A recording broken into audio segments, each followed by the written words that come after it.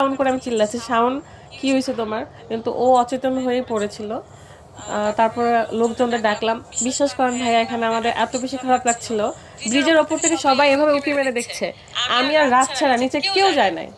আমি আবার কিছুক্ষণ যখন আগাচ্ছি, আগানোর পরে ওকে আবার বলি যে শাওন আসো, তখন আবার ডিসকানেক্ট হয়ে গেছে, তখন ওর সাথে আমরা যোগাযোগ করতে পারছি না অলরেডি। কিন্তু বেশি সেটা বেশিক্ষণ দিয়ে সময় না। একটু সামনে গেছি, যখন আমি স্পিড ব্রেকার পাইছি প্রথমে তিনটা একসাথে, তারপরে আবার তিনটা, পরেরটাতে হচ্ছে পরপর দুইটা স্পিড ব্রেকার থাকে। তো আমরা প্রথম দুইটা পার করে আমি বলছি শাওন আসো, সামনে কিন্তু স্পিড ব্রেকার স্লো করো। আমাদের গাড়ি মনে হয় আমারটা 60 থেকে 65 এরকম স্পিড ছিল। তো ও আর কোনো কথাই বলে না। তারপরে এইভাবে যেতে যেতে আমরা মনে হয় 2-4 মিনিট কোনো যোগাযোগ হয় না, আমি মনে করছি তাহলে সামনে দিয়ে আবার কানেক্ট করে নিব। এভাবে সামনে আগাই। আগানোর পরে ওর ভিতরে ওর ফোনে একটা ফোন আসে, মানে দুটো পিছনে পাশে যে কল বাইকটা আসে। থাকে দুইটা পাঁচে কল আসে, 5 বা 7। তো কল আসার পরে আমাকে শুধু বললো যে আপু তাড়াতাড়ি আসেন, বাইক পড়ে গেছে, জ্ঞান নাই। তো আমি বুঝতে পারি না যে বিষয়টা কি, কারণ আমি ওকে বললাম তাড়াতাড়ি ব্যাক করো। তো ব্যাক করে আমরা ব্রিজ দেখতে পাই। ব্রিজে আমি আমার শাওন সোহাগকে খুঁজতেছিলাম যে আমার শাওন সোহাগ কই আর বাইক কোথায়। আমাদের যেহেতু শাওন সবসময় রাডের R15 গাড়িটা খুবই পছন্দ করতো, তো ওই গাড়িটা ওকে সবসময় আমরা চালাইতে দিই, এবং বিনমলার হেলমেট যেটা আমি রাতে কিনে দিয়েছিলাম ওই হেলমেটটাও ওর পছন্দ, তাই ওই হেলমেট আর বাইক দুটাই ও চালায় সবসময়। আমরা সবসময় ওর ইচ্ছার খুব প্রায়োরিটি দিতাম, কারণ ও আমাদের অনেক বেশি ভালোবাসে আর আমরাও। তো যাই হোক, আমি তখন খুঁজে বেড়াচ্ছি যে আমার দুই ভাই কই আর বাইক কোথায়।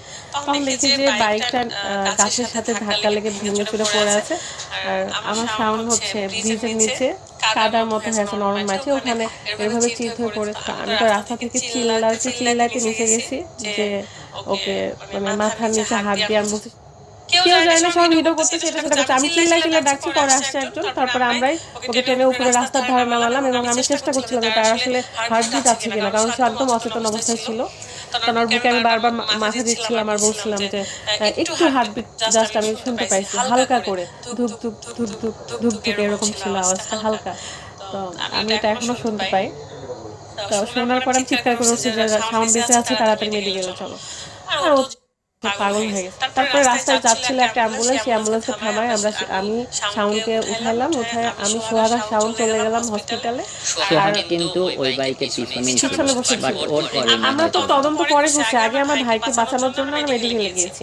পরে আমার ভাই দেখছি যে সোহাগ হচ্ছে হাঁটতে পারতেছে না, নড়তে পারছে না, কানে শুনতে পায় না।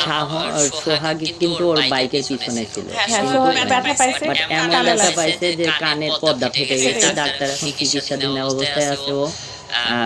মানে ওর ভিডিও ফুটেজটাও আছে পরে সোহাগের কানে। কাছে শুনি যে আপু ওখানে চারটা সেট যে স্পিড ব্রেকার গুলো, একটা পার করে আর একটাতে যে কন্ট্রোল করতে পারে নাই, ওখানে কোনো দাগও দেওয়া ছিল না। আমরা ওইটাতে উস্কা খাইছি, প্রত্যেকটা বাইকার ওখানে উস্কা খাইছি আমরা, অল্পতে গেলেও আমরা উস্কা খাইছি। যাই হোক, তো ওইটাতে কন্ট্রোল করতে না পেরে নাকি ও রাস্তার ধারে বাইকটা চলে যাচ্ছিল। যাওয়ার পরে ওই যে থাকে না অ্যালার্ট দেওয়া থাকে যে সাবধান সামনে, এরকম ওই লোহার সাথে ফার্স্টে বাড়ি খাই। আর হেলমেটটা আমাদের বিমলার হেলমেটটা পুরো ভেঙে চুরে শেষ। ওইটাতে নাকি হেলমেট খুলে গেছে ওই এক বাড়িতে, তারপরে গাছের সাথে বাড়ি খাইছে শাওনের হচ্ছে মাথা। তো বাড়ি খেয়েও নিচে পড়ে গেছে। তো যাই হোক, আমরা মেডিকেলে যেয়ে তো আহ, ডাক্তার বলে দিল যে ওরা জীবন নাই। তারপরে ঘটনা তো সবাই আপনারা জানেন।